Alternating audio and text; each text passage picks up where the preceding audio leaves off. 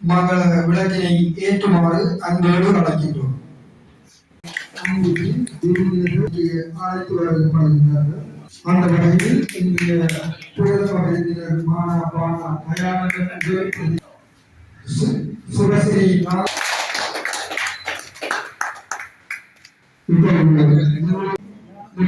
புராண நூலாசிரியர் சு ஏகவாரசாமி அவர்களுக்கு மாலைக்கு வரவேற்று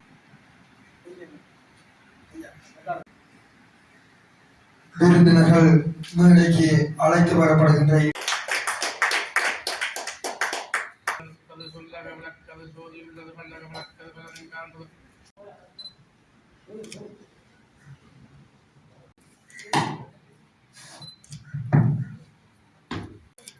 நாளை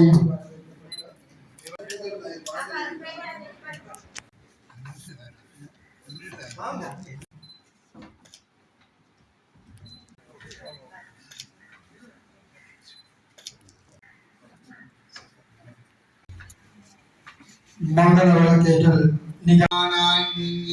திருவையாறு செம்புத் சூதி முத்துமாரியம்மனை வணங்கி இந்த நிகழ்ச்சியை ஆரம்பிக்கின்றோம்.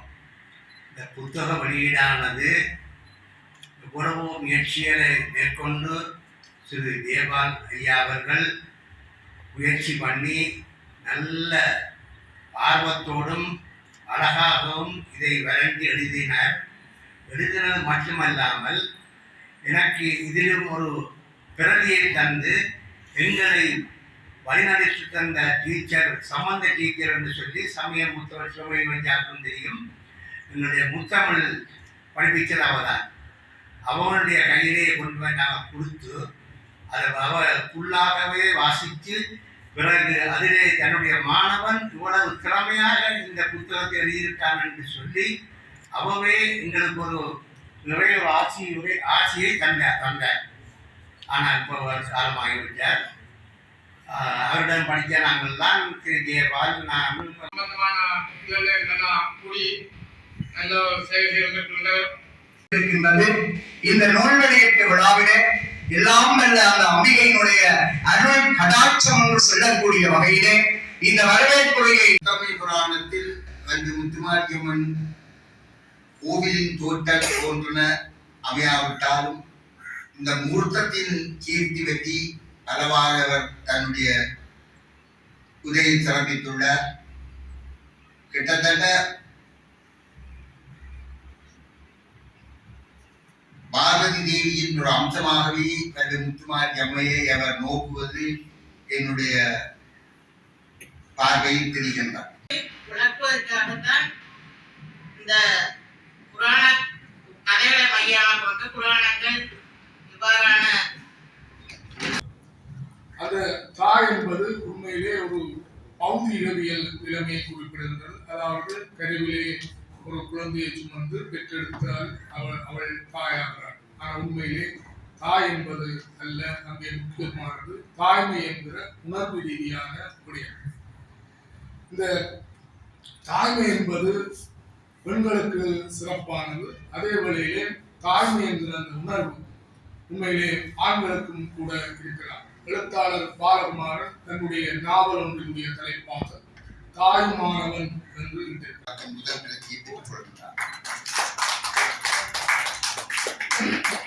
அடுத்ததாக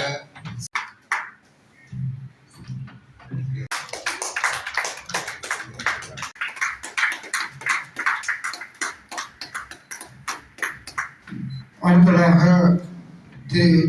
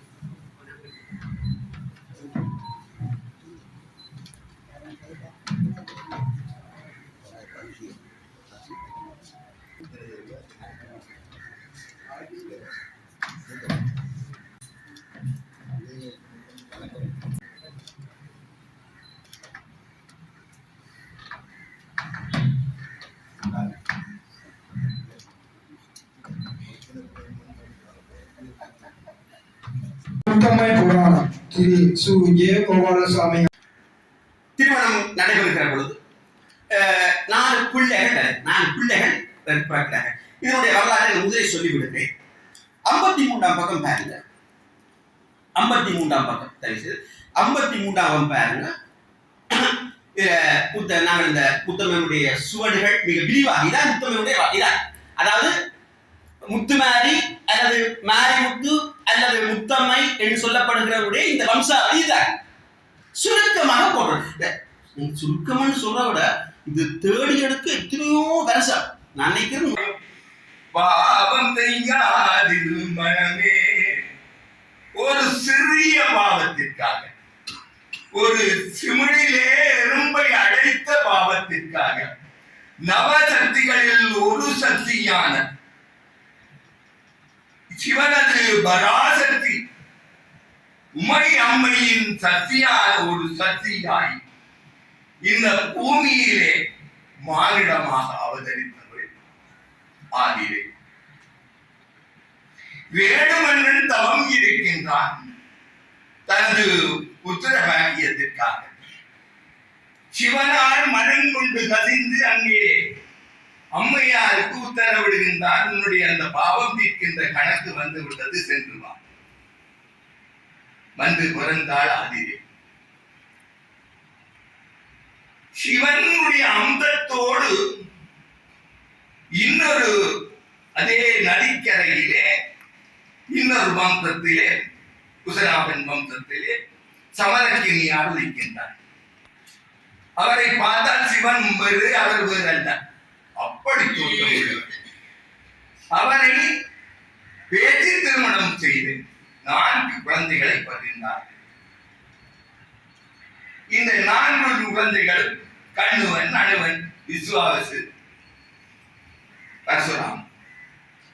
இந்த 4 குழந்தைகளின் வரலாறு முடிந்த காலத்துக்கு பின்னதாகத்தான் காத்தவிராயனை பெற்றெடுக்கின்றார். ஆனால் இந்த 5 குழந்தைகளையும் எப்படி பெற்றார்? அந்த காலத்திலே அக்கின் வழியாகவும் யாக வழியாகவும் தவ வழியாகவும் தீ என்கின்ற உயிரை இங்கே நிற்கின்றது பாருங்கள். இந்த உடல் ஸ்தூலம், இந்த ஸ்தூலத்துக்குள்ளே ஒரு சூக்குமம் அடங்கி இருந்தது உயிர், அது ஒரு தீ. அந்த தீயாகிய வெளி இங்கே வழியாய் வந்து 9 சக்திகள் கொண்ட ஒரு சக்தியாய் விரிவடைந்து இந்த பாமர மக்களுக்காக சிவனாருடைய அம்சமாக சிவனாருடைய அனுக்கிரகத்தை மக்களுக்கு வழங்குவதற்காக அவருடைய ஆசியுடன் வந்து தோற்றமளித்து இப்பொழுதும் மாரி தேவியாகவே வீட்டிலிருந்து அருள் புரிந்து கொண்டிருப்பவள் முத்தம்மை. இந்த புத்தகத்தின் சாரம் இதுதான்.